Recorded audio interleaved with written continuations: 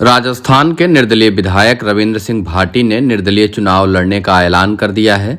भाटी ने बाड़मेर में सर्व समाज की बैठक में यह बड़ा निर्णय ले लिया है। भाटी 4 अप्रैल को नामांकन दाखिल करेंगे। पहले चर्चा थी कि भाटी को बीजेपी ने मना लिया है, लेकिन अब साफ हो गया है कि भाटी नामांकन दाखिल करने जा रहे हैं। केंद्रीय मंत्री कैलाश चौधरी को सियासी नुकसान होने की पूरी गुंजाइश है।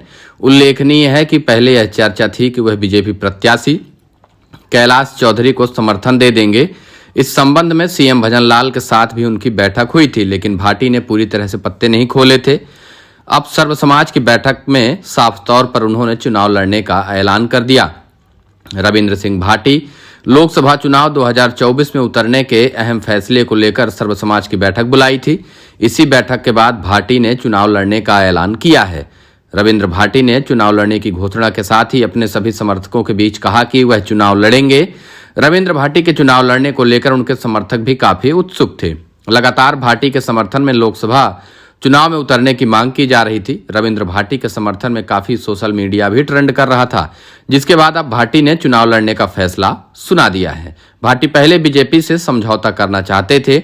बीजेपी ने भी उन्हें कई ऑफर किए, लेकिन कहा जाता है कि बीजेपी ने रविंद्र भाटी के कई शर्तों को नहीं माना, पल्ला झाड़ लिया। इसके बाद यह रविंद्र भाटी के नाक की लड़ाई बन गई।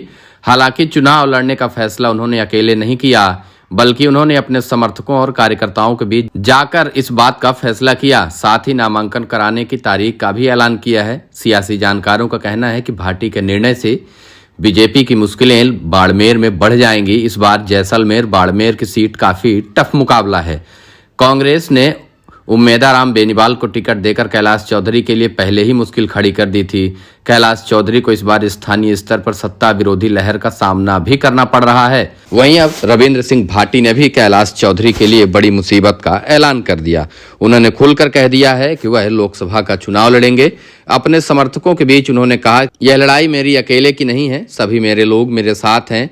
मेरी लड़ाई के साथ आप सब खड़े रहेंगे। जैसे ही उन्होंने चुनाव लड़ने का ऐलान किया, उसके बाद से लगातार सोशल मीडिया उनके नाम से ट्रेंड कर रहा है। उन्होंने सर्व समाज की बैठक बुलाई थी, तो सड़कों पर लाखों लोग उस बैठक में शामिल होने के लिए पहुंचे थे। इस बैठक की भीड़ देखने के बाद ही यह अंदाजा लगाया जा रहा था कि रविंद्र सिंह भाटी आज चुनाव लड़ने का ऐलान कर दिए। उन्होंने कहा कि मैं अपना सब कुछ दांव पर लगा रहा हूं। मैं निर्दलीय हूं और निर्दलीय सांसद का चुनाव भी जीतना चाहता हूं। सभी लोग साथ देंगे तो यह मेरा फैसला सही साबित होगा। आप सब मेरे फैसले के साथ हैं।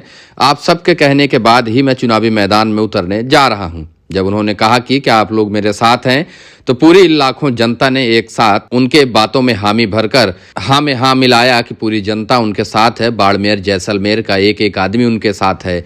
उनको चुनाव में उतरना चाहिए। इसके बाद रविंद्र सिंह भाटी ने खुलकर कह दिया कि ठीक है, मैं चुनाव लड़ूंगा। अब सब कुछ अपना दांव पर लगा रहा हूं। मेरी इज्जत, मेरे नाक, सब कुछ आप हैं। आप ही अब बचाइए। रविंद्र सिंह भाटी के इस ऐलान के बाद बाड़मेर जैसलमेर की लड़ाई अब काफी मुश्किल भरी दिखाई दे रही है। मुकाबला त्रिकोणीय होने जा रहा है। कौन जीतेगा कौन हारेगा यह तो बाद में ही पता चलेगा, लेकिन रविंद्र सिंह भाटी के ऐलान के बाद से उम्मेदाराम बेनीवाल के भी होश उड़े हैं, तो कैलाश चौधरी के भी पसीने छूट रहे हैं। कैलाश चौधरी जो पहले निश्चिंत थे कि वह बाड़मेर सीट से चुनाव जीत जाएंगे, लेकिन बाड़मेर जैसलमेर की लोकसभा सीट में रविंद्र सिंह भाटी ने पिछले 4-5 सालों में अपनी पकड़ को इतना मजबूत कर लिया है कि उनको चुनौती देना अब मुश्किल दिखाई दे रहा है। निर्दलीय होते हुए भी उन्होंने शिव विधानसभा से इतनी बड़ी जीत दर्ज की, जिसके देखने के बाद ही समझ में आता है कि बाड़मेर में इस समय रविंद्र सिंह भाटी का सिक्का चलता है। रविंद्र सिंह भाटी जिस ओर जा रहे हैं, वहां पर भीड़ ही भीड़ होती है। सड़कों पर हजारों लोग उनके समर्थन में उतर आते हैं। फिलहाल बाड़मेर और जैसलमेर की लड़ाई में अब रविंद्र सिंह भाटी भी कूद चुके हैं और उनके आने के बाद मुकाबला और रोचक हो चुका है।